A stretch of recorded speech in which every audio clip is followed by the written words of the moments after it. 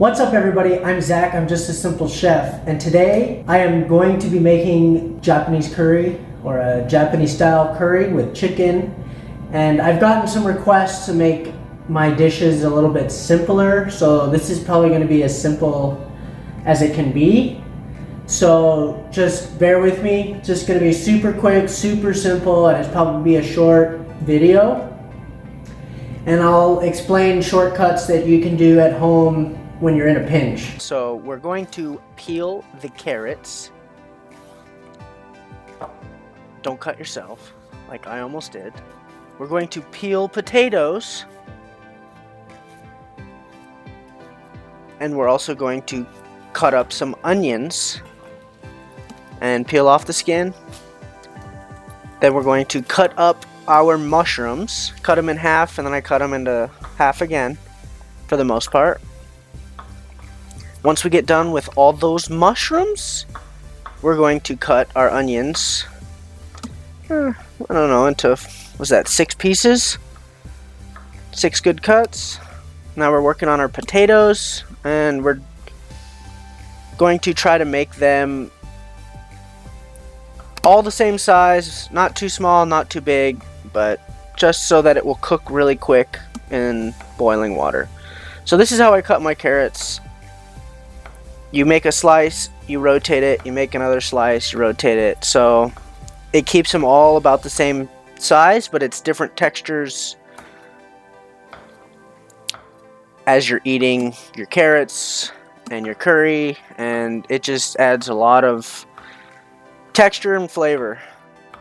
So here you have everything: butter, golden curry, potatoes, onions, mushrooms, carrots. So now we're going to get our chicken thighs down into a hot pan with hot oil, and we're going to cook these and crisp them up on each side as best we can. We're going to go ahead and season them with a little black pepper and a little bit of salt.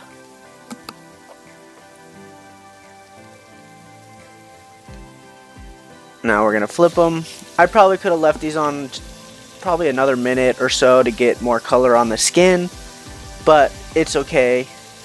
It's fine. It's still crispy and yummy.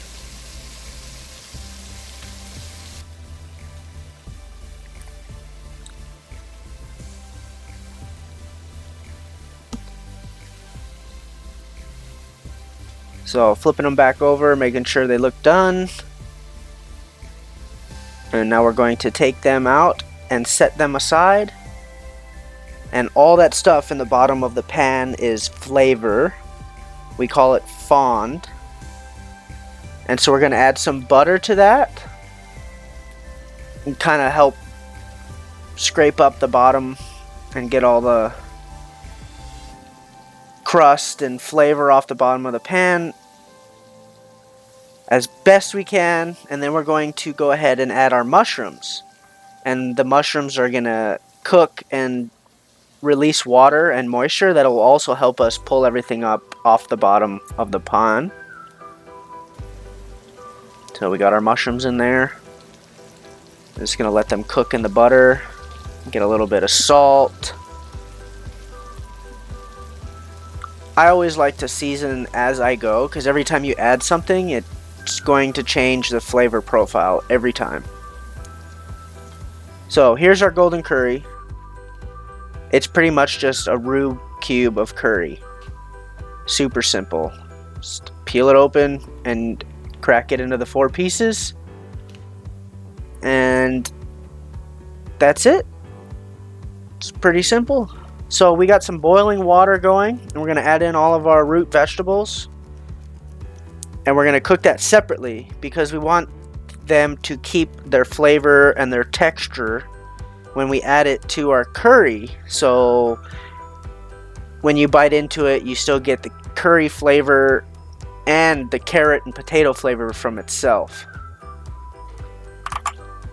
Alright, so we got the chicken seared off, got a nice crust on both sides, put the mushrooms in the stock pot, and we got the carrots, potatoes, and onions boiling in the water, and then we also have chicken stock heated up on the side.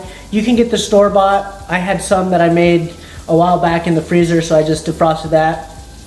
So what we're gonna do is we're going to add a little bit at a time of the chicken stock into the stock pot with the mushrooms, and we're gonna add in a curry cube at a time until it's all dissolved. And then when the carrots and onions and potatoes are done, we're gonna fold it in with the chicken, and that's it. And then you just lay it over a bed of rice, and it's delicious.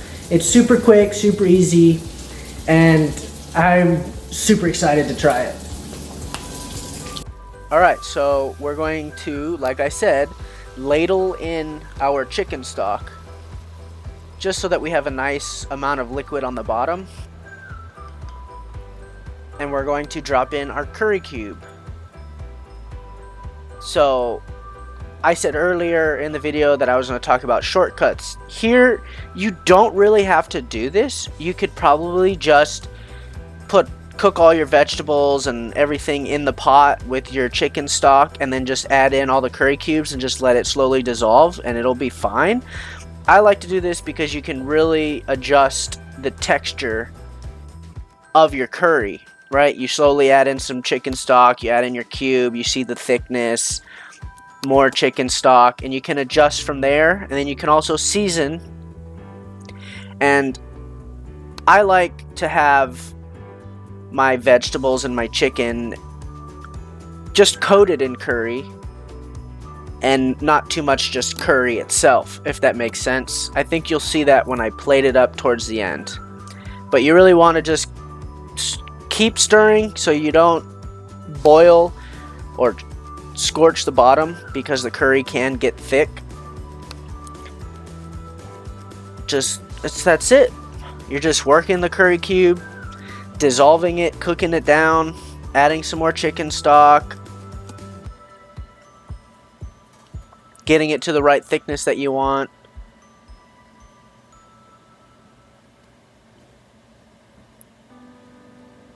Make sure everything's broken down. You don't want to take a big spoonful of a curry cube. That would not be fun. So now we're going to add in our chicken that I've sliced up, and all the chicken juices left over from it cooling down. We're going to stir that in, and then we're going to stir in our root vegetables that have been cooked to just, you bite into it and it falls apart, but it won't lose its form or mush up when you stir it into the curry. So you see how there's a load of vegetables and meat and not much liquid curry. This is how I like my curry done. You can do it however you want. You could do less potatoes, less carrots. You could just take everything out and just have curry and chicken if you want. It's all up to you. So you want to let it simmer a little bit, get all the ingredients combined, and now we're going to plate.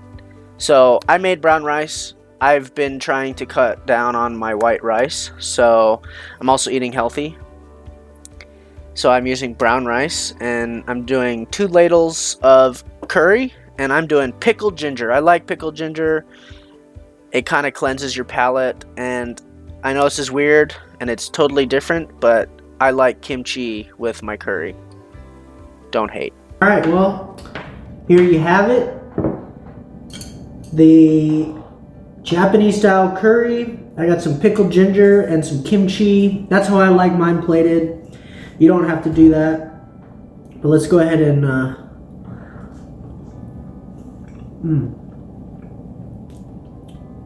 very sweet, spicy. It's a very good, very easy curry. And I just want to say thank you for tuning in, and I hope you enjoyed this video. I post every Friday, and I hope to see you around.